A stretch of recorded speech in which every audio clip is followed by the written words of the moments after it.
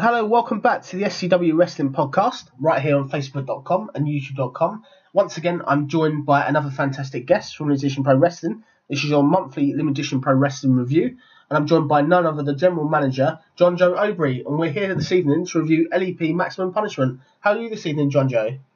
I'm very well, thank you, George. I'm really happy to be here and looking forward to discussing the events that happened this past Sunday for LEP Maximum Punishment. Yeah, we really appreciate your time coming on. Clearly, you're very busy these days, so thank you very much for making time for us here at SCW. So let's go into it. LEP Maximum Punishment coming out the wonderful place of Paynton, a brand new territory for Limited Edition Pro Wrestling. What were your thoughts of sort of the crowd and the venue and sort of the area? This is the first time LEP have been there, as far as I'm aware. Yeah, we've never been to Paynton. We've always, the Danny and the rest of the guys who, the upper management, have always wanted to go there. We've been a little sceptical, not sure whether it was a wrestling town, but yeah, it was actually really, really good. The venue was great. The guys who let us have the venue for the evening were fantastic. And yeah, all in all, the crowd were loud. They really got into it, really enjoyed it. So all in all, fantastic. And we will be going back there. That's really, really good news. So let's start at the beginning. So the first match of the night was the LEP Junior Champion, the Phoenix Shane Palmer, facing his mentor, pretty marvellous, Danny Walsh. And this was for advancing in the LEP World Heavyweight Title Tournament. What were your thoughts and predictions sort of before this match took place? Yeah, I wasn't too sure on how Shane would be able to handle his mentor and his teacher, and but he surprised a lot of people, including Danny Walsh. I thought that Danny would have the edge going in because he's got all the experience behind him. He's a 10-year plus pro. So yeah, I wasn't too sure how it was going to go. I thought Danny would have the edge, but Shane proved to be a lot tougher than he looks. Definitely, the Phoenix Kid was definitely very, very very, very resilient. I think a couple of the highlights of the match, I have to say, was Danny and Shane Palmer basically had a lightsaber battle, which was quite funny. It was like Master versus Protege. When that sort of took place, what were your thoughts? Were you sort of in hysterics with the rest of the crowd? I'll be honest, I didn't know what to think at that point. When you make these matches and when you put on these shows, you don't know what's going to happen. Never for a second did I think that lightsabers would be broken out and there would be, so they got the lightsabers out, and obviously we all know that using weapons, foreign objects in a match is, leads to a disqualification. Unless it's specified that it's no disqualification, hardcore, falls count anywhere, what have you. So obviously I've seen it, and I've had to go up to the referee because I'm like, are you going to allow this? Is this fine? And he ended up talking like Yoda. Okay, he ended up, letting them fight, but he had to speak it was a very surreal moment for me. Yeah, I think it was definitely a bit weird. What I would say is Danny showed multiple personalities in this match. And 1 minute he's sort of having a laugh with the crowd, having a laugh with Shane Palmer. Next thing he's so callous. And this was a really brutal, devastating streak we saw from Danny in this match. Just shows you how serious he's taking this title tournament. What did you make of Danny's callous side in this match?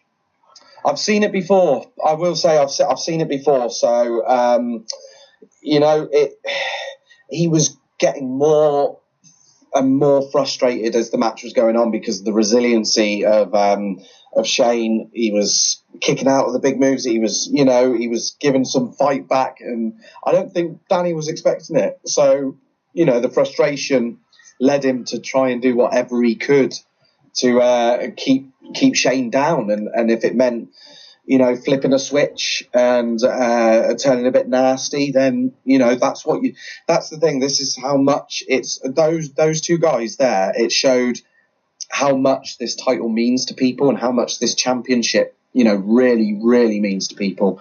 There's a lot of prestige behind it. We've had great champions in the past, from Luke Phoenix to PJ Black. Danny's a former champion. Mark Walsh. We've had Tyler Hawk. There's been so many LEP champions. It's a very prestigious championship, and I think that this is going to bring the very best out of people, and that's what happened with Shane and Danny. It brought the best out of both of them.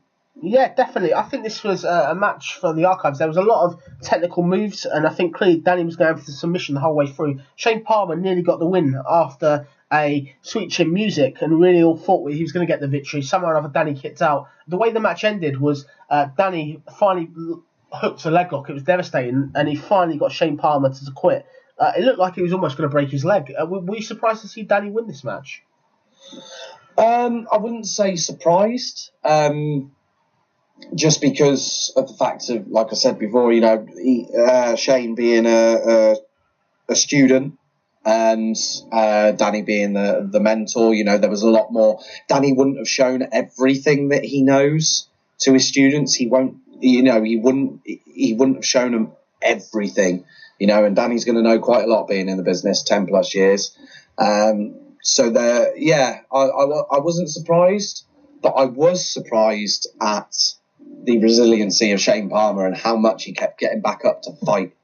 Yeah, definitely. I think the crucial thing is, even when the match was done, Danny then said to Shane how proud he was and how he's going to be a future star in the Southwest wrestling scene. And you could hear in Danny's voice the next line that came from him. He couldn't wait for his next match in the tournament. It just shows you how eager he is to get that world heavyweight title back. Danny Walsh, I think, definitely got to be one of the front runners for this tournament. I think you'd probably agree. Yeah, he's definitely up there. There's a couple of favourites. Obviously, I've let my feelings know on who I think is a hot favourite in this. But there are quite a few favourites. A couple of favourites have gone out. Near enough every single guy in this tournament is a favourite to win it. This is what I mean. There are so many different opinions on who's going to win this tournament and who's going to be the new face of LEP. So yeah, like I said, it's bringing the best out of people and it's making them hungry again. There was a point where it was going very stale. It wasn't any fault of our previous champion, Luke Phoenix, or it wasn't any fault of the LEP management. It was just there wasn't because Luke Phoenix now, he's a good friend of mine now, and he's all over the country at the moment. 4FW, Rev Pro. There's so many companies out there that want him that he can't always be in the Southwest. Yeah. So yeah, this is what I'm liking about this tournament. It's making everyone hungry again, and that's what we want. We want competitive hunger. We want the thrill of competing for a championship, and that's what we're after. Yeah, definitely. We then went on to match number 2 in the LEP Heavyweight Title Tournament. It was none other than the Mad Dog, Vinny Clay from the Firm, facing Painting's own Gaz Norks. Before this match obviously started, I thought this is going to be a really interesting clash. You've got two different clashes of styles. You had Vinny Clay coming off a massive win of Jago previously, and Gaz Norks, almost the master of the triple threat. And I think it's just brute force facing resilience, really. Vinny Clay obviously will put his body on the line to try and get a win. This match looked like it was going to be a classic. There was such moves such as Inzaguri's, flying knee smashes. It was going really, really well. And then unfortunately, once again, Dead Man's Hand ruined the match. They then what did you make sort of before the match and sort of what led after the match? Well, I mean, obviously, I've made my feelings known about the way Vinny's been acting recently. I've made my feelings known about how I feel about Gaz Norks. I will say I didn't really know who was going to win. I really didn't. I could not. I just couldn't call it. Like you said, two different styles. We've got the brawler streetwise style of Vinny Clay against the powerhouse that is Gaz Norks. So two very different styles, but yeah, it would have gone down as a classic in LEP. It was a great tournament match. And like I said, it is making everyone hungry, and you can see it. There are two more guys that want it. The passion is outstanding, and this is what I wanted from this tournament, was for people to, start feeling that hunger again, start getting some passion back. And the way it went down, obviously, really, really not happy about it. It should have been an instant classic. It really should have been. Yeah, definitely. So just to explain what happened for people that weren't present. So Gaz was basically fighting with Vinny. They were brawling across the ring. And then basically Vinny executed a flying knee smash that Gaz was temporarily knocked out. From out of nowhere, Draven and the reject Blake Harrison came out and interfered. They came out this time without music. And you're thinking, why are they coming out here? Clearly the business with Vinny Clay is done. and you clearly think Dead Man's Hand have got a fair crack at this tournament. They have got Scott Johns in it, so I was a bit surprised to see him come out. They came out. Ultimately, they somehow distracted Vinny Clay, and then Gaz executed an F5, and then somehow or another, the victory was then picked up. But then Vinny obviously was angry. He was infuriated. He then demanded to speak to you as general manager and demanded some sort of revenge. And what did you make of this interference from Dead Man's Hand? Are you getting a bit sort of sick of them doing this and ruining classic matches all the time? Oh, yeah, of course I am. Especially, when I was just emceeing, it was none of my business. I didn't want to get involved. Who would? Who would want to get involved with these guys? But ever since, I've become general manager, I'm starting to see how much power they've got at the moment. For some reason, they just seem to be able to turn up out of nowhere and do what they please, and that's what's really starting to grind my gears. Is these flipping, I won't swear, but these hoodlums. That's how I'm going to put it. Nice polite way of putting it. Just seem to think they can do whatever they want, and it's time to show them that they can't. They can't step into this company and just do whatever they want. They can't step into this company and doing, something they want to do without facing consequences. And that's what ended up happening. They had to face the consequences of their actions. So Vinny obviously was really angry, and I don't blame him at all, because like I said, I couldn't have called it. I'm not going to say Gaz was going to be down for the count after that knee, because you don't know. That's the whole problem with this, is we don't know how that match would have went without the interference. So I'd like to see that match again. I will throw that out there, that I am looking, hopefully, I would like to put those two in a match again, because we need to have a clean win in my mind. But yeah, back to Vinny asking me about the what I was going to do. He got really angry and he said, "Look, what are you going to do about this?" And so yeah, I decided, while they were out there, I had in my head the punishment I wanted personally to deal out, and it was to put them in a match. So I set up a tag team match for the main event, and the main event would have consisted of Draven and Blake versus Vinny Clay and the Punisher, Mark Walsh. Yeah, what I liked about it when you announced that main event, sort of as some form of retribution to Dead Man's Hand, was Blake was almost golding you to do something, and then you delivered that, and he was just crestfallen, and he was shot. I think that was a really good momentum. He didn't think I was going to do that. I don't think he thought I was going to book him in a main event match with Vinny. He was not expecting it. Yeah, no, definitely wasn't expecting it. So that was going to be the main event for the evening. Obviously, I was quite looking forward to that. I think that potentially was going to be a classic. We then went on to a backstage segment that took place, and we had the Dead Man's Hand's newest member, Scott Johns, the British thug, going around basically smashing stuff up, looking for somebody to fight. He then found Johnny Sicko. Obviously, they had a falling out at the previous show where they tagged and they couldn't beat Danny Walsh and Shane Palmer. And then a match was set impromptu. So out came Scott Johns. He came out to new music, which I think is another part of Dead Man's Hand, so to speak. I think it was another way to try and trick the crowd who it was. He came out even more angry than ever. He was threatening people in the crowd, even more crazy than he was previously. So clearly whatever the Master of Shadows is saying to him is clearly working. And then Scott was really bad-mouthing the crowd. Out stepped Johnny Sicko. Johnny came out and said to Scott, I'm sick of your mouth. I'm sick of Dead Man's Hand costing me opportunities. They're not going to be taken over. I feel that I'm a nice guy and I deserve a chance, really, to prove what I can do. And Scott Johns was just almost laughing at him. And then basically Johnny Sicko then said, "Stop laughing. I'll prove how hard I am going to be. We're going to have a hardcore, no disqualification street fight." What did you make of sort of this change in Johnny Sicko and the way Scott Johns has almost changed as a wrestler since he's been on Dead Man's Hand? Yeah, I was shocked.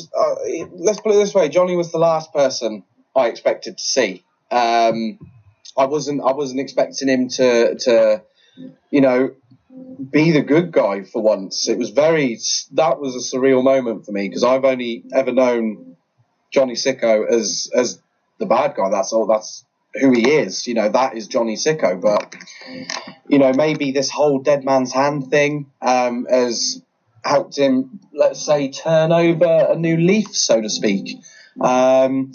Scott, he's, I've travelled with him a fair bit the last couple of years, and he's definitely changed.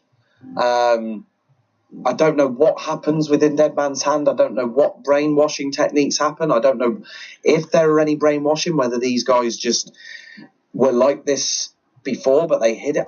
I don't know. But something in Scott Johns has changed dramatically. Definitely. I think he's so angry. And you look at sort of the tenacity and when he comes out and stuff. And this guy, whatever's been said to him, he clearly is a lunatic. I really fear for anybody in the LEP roster. But no, we then had this impromptu hardcore match. And Johnny Sicko did his infamous finger snapping, but this time he told a story. And the crowd were really getting into it. People were really cheering it. It was so good to see Johnny Sicko in a different light, so to speak. And this was a very devastating match. There was lots of heavy shots that were hit. I think Scott Johns broke like a steel tray over Johnny Sicko's head. You could hear that halfway across Devon, I think. It was so loud. And it was a really, really good match back and forth. Clearly Scott Johns is in the LEP heavyweight title tournament, so I don't know really whether he was taking it easy or whether his mind was elsewhere, but Johnny Sicko somehow managed to pick up the win when he broke a garbage can over Scott Johns' head, which I thought was a massive win for Johnny Sicko. Would you say that Scott Johns was distracted, or was it just an off there? Has Johnny improved that much that clearly he's on the up now? Johnny's always been a fantastic wrestler in my mind. Whether you love him or hate him, he's got something. He's always had it, and he's never lost it. And they're two very similar styles, but I saw a lot of technicality from Johnny Sicko. If I can remember, I don't ever see Johnny Sicko act as technical as what he did and as cunning as what he did. He's usually very gritty with his performance, as in very nasty. But this was very technical this time, and I preferred that side to Johnny Sicko from what I saw. But like I said, they were two. I think that might be what threw Scott off. Because Scott knows Johnny, like everyone else does, is the very a sick, twisted individual. So maybe when he saw Johnny, he had in his head, I know this guy, I know what he's going to do, I know what he's about, I can handle this. And then when Johnny started breaking out his technicality and all that kind of stuff, that threw Scott off, and I reckon that's what gave Johnny the edge in that match. Yeah, definitely. I was going to say this was a really, really good match. I thought both wrestlers put everything in it, but definitely a massive win for Johnny Sicko. And I think, do you think that the British Thug from Dead Man's Hand, Scott Johns, can then bounce back in his title tournament match at the next show against The Rock and against Mark Walsh, potentially? See, he could. I don't think he can do it without help. I don't think any of Dead Man's Hand can do it without help. Blake's thing is, people said Blake has turned around and he said, I've beaten people, without the help of Dead Man's Hand. And it's like, okay, yeah, you have, but you haven't done it without cheating. You've either cheated or you've had the help of those goons. So it's one of those where I hope Dead Man's Hand don't get involved. I hope they leave Scott Johns to do it on his own, because I've got a feeling that Mark's going to have the edge in this. I really think Mark's going to have the edge in this match. He's got a reason to hate Scott Johns because of when he was taken out by Dead Man's Hand back in Salt Ash in last November. So he's got revenge on his mind, and this is why I reckon he'll have the edge in that match. I don't reckon, without help, Scott can bounce back. I really hope so. Wouldn't it be a much better tournament without Dead Man's Hand in it, to be fair?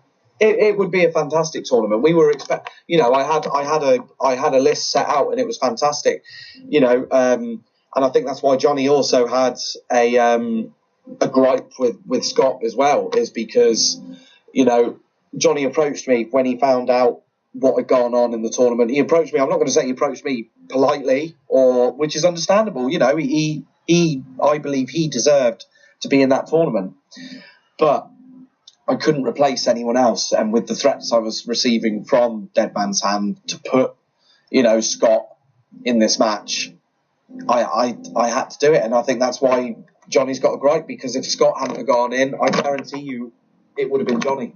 Yeah, no, fair comment. We then had some massive announcements. So we had an announcement for September 23rd. It's going to be the final of the LEP Tag Team Tournament. The Firm, Vinnie Clay and Reggie Ryan, facing King's Court, Jason Kint and Adam Flint for the LEP Tag Team title. That's going to be an absolute classic. Really looking forward to that. And also announced for the 14th of October, it's going to be the semi-finals of the LEP Heavyweight World Title Tournament. So I'm really looking forward to seeing that as well. Two big announcements there. Clearly going to change the whole shape of LEP in future. We're looking forward to that. We then had our next match. So it was the Reject and Blake Harrison. Clearly, he hadn't done enough already on the show. He's clearly fired up. He issued an open challenge to the locker room, and he almost sort of dared you, Joe. He said, "Get who you want. I can beat whoever you get." And your ace you pulled out, I'm sure you arranged this, was fantastic. None other than former LEP World Heavyweight Champion Luke Phoenix returned. The reaction in Blake Harrison's face before going to the match was a sight, wasn't it? It was. I'll tell you what, I was so overjoyed when I saw the look on Blake's face when Luke came out. And I will say, I had made a call before the show, and I had a feeling something was going to happen. I don't know. I just had this feeling, with them always being around, and the fact that with all the threats about the tournament, the fact that they feel that Vinny had, a match, I felt something was going to happen. I was right. Something did happen, but I prepared for that something to happen. So I made a phone call and, had a nice discussion with Luke, the Dragon Phoenix, our former LEP champion. And he was more than happy to help me out and to help the company that he I don't know whether it's well known, but he helps down at the academy on a Tuesday night. He helps train the guys. So we've also, not only do we have Danny Walsh training the students, we also have a phenomenal talent like Luke Phoenix training the students. And this is why everyone's starting to become on form. These students are rising to the occasion. And this is why I made that phone call, is we needed someone that no one would expect to be there. No one was expecting Luke. He wasn't on the card. No one was expecting it. And the reaction he got when he came out, I know I made the right choice in making that phone call. That was definitely an ace up your sleeve. I don't think Dan Man's hand prepared for that, or Blake. I think that was a really good call. Clearly, this was a fantastic match, very technical. Both wrestlers got a lot of offense. I thought this was an absolute classic until the way the match ended. Unfortunately, the way Dead Man's Hand and Blake Harrison do their thing, the way he got the win, somehow or another, Luke got distracted and Blake then held onto the ropes for the pin, basically, and the referee missed it. As general manager, this thing's got to stop, surely. I agree. Yeah, I agree. I agree. It has got to stop. That's why there's a plan in action. There is a plan in action. I don't want to, because they're always listening. So as much as I keep saying, there is a plan, I want to really emphasise there is a plan. I cannot say what that plan is in case, Dead Man's Hand are listening and all this, because they'll know what's going to, but it has got to stop. And sorry to interrupt you. Can I just say one thing to you? No, you go ahead, George. To further highlight what you need to do. So Blake even said to you, he goes, that you can't stop him. No one can stop him. This is arrogance. This is your LEP Academy champion. He's so arrogant, and clearly he's so confident that he's got Dead Man's Hand backing him up, even when he is picking up massive wins like this and his fellow people around him are losing matches. I think he doesn't think you've got anything. He thinks this is a bluff. I really hope that whatever you've got lined up is going to help LEP, because at the moment we are getting these wins, which is fantastic, but we still aren't rid of Dead Man's Hand, unfortunately. No. It's the thing is, Dead Man's Hand, the best word for it, I think, is they're like a cancer. They're not going to go away straight away.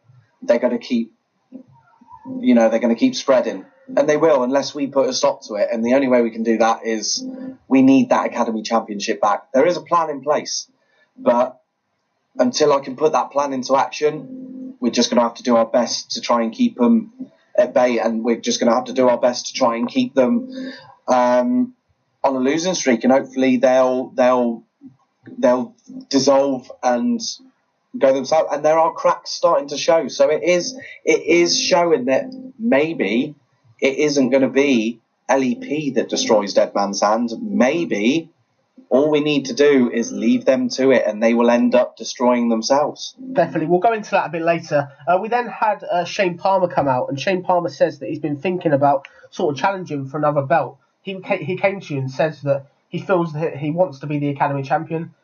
Following his recent performances and his way he's competed with the heavyweights, that he's ready. And you said, I've got another wrestler in mind. I'd like to see you two face each other, and ultimately that will decide the right contender to Blake Harrison. So at the next show, it's going to be Reggie Ryan of the Firm facing Shane Palmer. This is going to be a classic, isn't it? Two really young wrestlers that are both phenomenal in the ring, both high flying. This could be one for the archives, I think.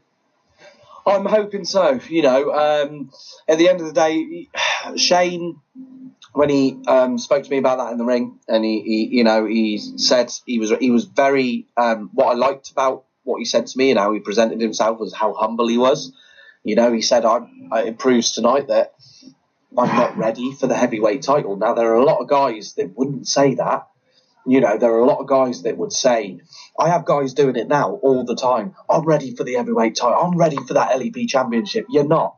You're not ready for that championship. That's high caliber championship. Shane is the only one who has admitted he is not ready for that championship. I thought he was. I still think he is. But if he doesn't think he is, okay, fair enough. I respect that.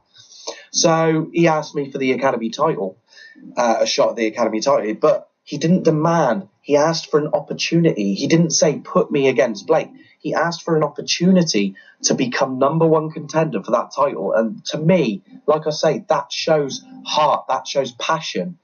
You know, that shows willingness to compete at a level that he knows he's ready for. So the problem I had was, if it was my choice there and then, I would have made him number one contender. But like he said, he asked me for an opportunity. So I thought, you know, for a few seconds, and then it dawned on me, you know, we've already got someone lined up. We've already got a number one contender. What if, you know, and Reggie didn't fight. He didn't earn that. He did earn it, you know, through his hard work and stuff, but he didn't earn it through a match. You know, he was given to it at the end of a show by Danny when it was announced by Danny Walsh, Reggie Ryan to face Blake Harrison. So we had that match. He deserves, you know, he lost, unfortunately, but he deserves. Blake Harrison to the limit, though, didn't he? Definitely. Oh yeah, definitely. You can totally see that. Blake Harrison. This is why I feel that these two wrestlers, these young wrestlers, deserve a shot. So why not put them against each other? Why not put Shane Palmer versus Reggie Ryan, number one contender for the LEP Academy Championship? Because in my mind, it doesn't matter to me who wins, because I feel either one can beat Blake Harrison. I like that confident stance. Definitely, I'm really looking forward to seeing this match. This is going to be one for the archives. Really looking forward to seeing that match. We then went on to our main event. So Draven and Blake Harrison came out, and they were really, really taunting the crowd. Really, like, they were confident for some reason, which I thought was a bit strange considering what was announced earlier. And so they came out really arrogant. They were on their own this time. There was no sort of other members of Dead Man's Hand, which I think that shows how arrogant and how Dead Man's Hand almost have let the guard out recently. And as they're in the ring, Vinny Clay comes out. Vinny Clay's looking very confident because he knows he's got Mark Walsh to be there. When Mark Walsh is there, Dead Man's Hand almost cower, so to speak. And then obviously Vinny comes out, and then before you know it, Mark Walsh's music hits. Nothing. Mark Walsh's music hits again. Nobody comes out. And you're sort of thinking there, what's going on? Clearly Mark Walsh is so fired up at the last show. He's not going to miss this match of the world. Any opportunity to sort of beat down Dead Man's Hand he's going to take. And then in the ring you see Draven and Blake Harrison laughing their heads off, having a great time, it looks like. And next thing you know, somebody comes out and says that Mark's not there. Mark hasn't shown up. He's we don't know where he is, and he's not going to be in the match. Well, what did you sort of make of this? Is this sort of... And the worst thing of all, though, before I go into what your thoughts were, was when Blake Harrison came out and said the Master of Shadows is everywhere. He can put a stop to who comes and goes in the Federation. I thought that was really callous, and I don't know if that's an accurate statement or just total utter nonsense, really. What do you think? Well, you know... Have you found out where he is, more importantly? Where was Mark Walsh? Well, yeah, we finally... we did find out what had happened, and he was on his way to the venue. He'd got the train, you know, to come over to Paignton. As he got off, he was in Paignton. You know, this is the thing. He wasn't that far away from the venue. From what I know, from what I've heard. Basically, Mark had stepped off the train, waiting around for a taxi. Next thing he knows, he's been jumped by a guy in a mask, a big guy in a mask. There was one guy that wasn't at that show that I'm putting this down to. The only one I can think that would have done this, the enforcer Jago. He was the only one that wasn't there. That there is no other way. I mean, yeah, Master of Shadows weren't there, but apparently there was no gold. There was no gold mask. There was no bat. It was just one big heavy set fellow. There's only one guy like that. It was either going to be Scott. When I heard that, it was either going to be Scott Johns or it was going to be Jago. Scott was in the building. It had to have been Jago. So, you know, Mark's resting now. He's recovering. There's no injuries, so don't you fret. We should see him at the Windmill Centre because he is set to face Scott Johns at the Windmill Centre. We're hoping that's going to go ahead. We hope no more interference happens, and we're going to try and get Mark to the venue before anyone else. We're going to really try and make sure he's well protected, maybe travel up with the firm so he's got his brothers there. You know, so yeah, unfortunately, you know, I went out the back and I looked for it while music was playing for the second time, and I came out, and when Blake said that, I couldn't believe it. I never in a million years thought that they would be able to do something like that. It's definitely callous. What I would say for the Master of Shadows as well, like clearly he hasn't been at shows as well, but yet he still seems to be having this impact to be able to control these people to that level. Are you slightly concerned that he's almost the only thing we've heard from him sort of is this massive audio message that was kind of ominous? Are you kind of scared that he's got a point to prove now and that he's ultimately going to do something bigger? Because we haven't seen him, ultimately there's something bigger lined up almost for LEP and yourself almost. It is worrying because, you know, usually we can, you know, this business is all about studying and it's all about research. You know, if you know, you're going to want, if you're a wrestler, you're going to want, if you're facing someone you've never faced before, you're going to want to do your research. You're going to want to study hard because you want to be the best. You want to be better than them and you want to win your match. We can't do that. We can't do that with the Master of Shadows. We don't know who he is. If it is a he, I'm going to keep, you know, everyone keeps saying he. Master of Shadows is a he. This ain't a normal voice. This is a distorted voice. We don't know who this person is. We've tried to find out who this person is. There's no trace of the Master of Shadows. The only time we hear from the Master of Shadows is on his or her Facebook page, and it's when they want to be heard, and it's so frustrating because we cannot plan. And he's, like you said, he seems to be This Master of Shadows seems to be controlling them from wherever the hell he is. You know, I don't know. I just don't. It could be. What's annoying is it's still worrying that it could be one of the guys out the back. This is what worries everyone. This is why I'm finding it hard to unite the locker room because no one can trust each other. It is very, very rare that one of our guys can trust the other. You know, so it's tough. There's a divide in the locker room at the moment. I'm trying my best to unite people, but like we said, there's no trust there, and it's understandable. You know, if you don't, we've had guys turn on us. You know, we've had the likes of Jago, one of the nicest guys you would ever meet, unless you annoy him. You know, unless you really get on his nerves. He's one of the nicest. Well, he's not anymore, but he was one of the nicest guys you'd ever meet. I've had him in my house. You know, I've had him in my flat with my. He's played with my boy. You know, we were very good friends. Not anymore. You know, obviously not anymore. He's changed, but he was one of the ones I thought we would all be able to trust. There would be no problems with Jago, but obviously we were all shocked and we were all proved wrong. Yeah, definitely. Let's move on to more positive. I don't really want to give this a platform for Dem and Tan, so let's go on to more positive. So clearly we're in the main event now, and you're looking at Draven and Blake and you're looking at Vinny Clay on his own. You're thinking, oh no, it's a numbers game once again. And then out from nowhere, Gaz Nortz came out. So I was really impressed. I thought that it was good of somebody to step up. Clearly, Gaz Nortz was upset from what Blake and Draven had done earlier in the night, so I thought that was really, really good. And this was going to be a really good match. It was going to be a main event worthwhile seeing, so to speak. And you look at the way the match started, Gaz was just full of running power slams. Draven did a sunset flip. Blake was more interested, I think, than instead of winning the match with threatening you. I thought that was his whole purpose. But I like the way that the Vinny Clay and Gaznort worked together. I think Gaznort delivered some fantastic moves, such as a spine buster. There was a nice enziguri from Vinny Clay, and I liked it. By the end of the match, it was almost like there was dissension between Draven and Blake Harrison. What did you make of this and sort of the way the match ended?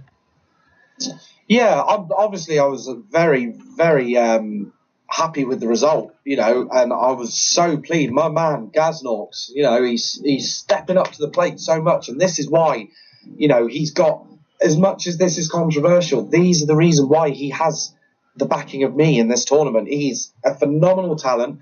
He's there when we need him. He's there to fight the good. He's never had any interaction with Dead Man's Hand. Okay, they came and interfered in his match, but it wasn't against him. But he's that good of a guy that he wanted that match one-on-one. He felt that him and Vinny were having a great match, and they were. So it made sense. When Gaznort came out, it made sense, He wanted revenge. Vinny wanted revenge. Why not do it together, So to see those guys team up for one night only, they were the firm. For one night only, Gaznort had joined the firm. And they kicked, excuse my language, they kicked ass that night. They really did. It was a phenomenal match, great main event, and it was good to see Blake and Draven on their ass at the end of the night. Yeah, definitely. The way the match finished, Gaznort had Draven in the position of a TKO, and he dropped him he sort of half dropped him, and then Vinny executed an RKO. It was nice teamwork. They looked like a really good tandem, so to speak. And they managed to get the win, which was a real positive, I thought, for LEP to pick up another win. Were you surprised that sort of Dead Man's Hand didn't try and sort of do the numbers game against? Or do you think they've done that too much already? Yeah, I am surprised. I mean, obviously, from what I can gather from the attack on Mark, the Jago at the venue with Scott Johns.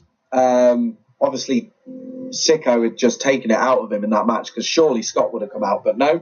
And and it was good to see that there was no interference for once. And like I say, it was good that it was LEP standing tall at the end of the night and not Dead Man's Hand, because the way it's been recently, Dead Man's Hand seemed to stand tall at the end of every show. Even if they won, they still seem to stand tall. They still seem to get the advantage or the edge, and it really, really, really grinds my gears. But like I said, it was a great match. It was great to see them on their ass at the end of the night, and it was great to see LEP on top. Definitely. I thought it was a real good, nice way to sort of end the event, so to speak. Is there anything else you sort of want to plug before we wrap up this podcast tonight? Or announce? Well, yeah, I mean, it was announced, obviously. We've got a few shows coming up. So this month we've got one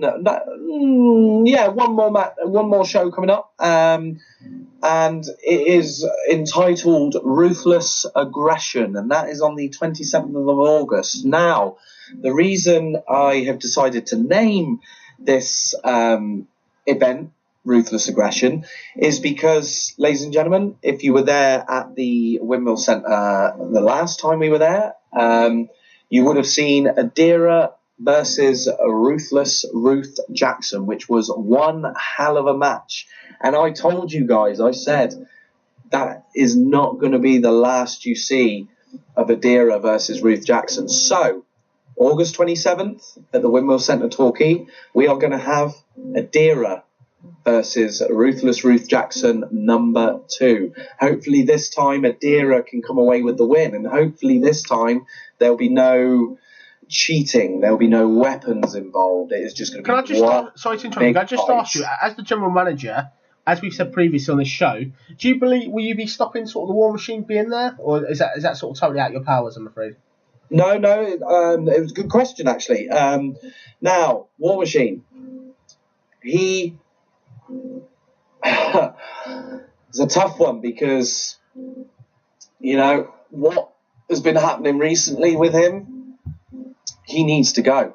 He needs to not be there. So I'm going to say now that War Machine will not be in the corner of Ruthless Ruth Jackson. He is banned from ringside. The reason I am doing that is because we want it to be one-on-one. Adira at least deserves that much after what happened. And yeah, so I think I'm going to ban War Machine from ringside.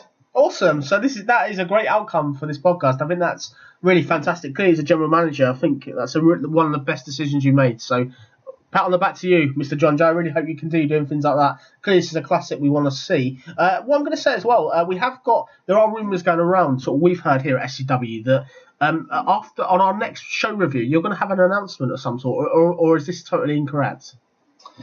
Okay, yeah, I can answer that question for you, George, no problem. The rumours are true. There is going to be a huge announcement to be made.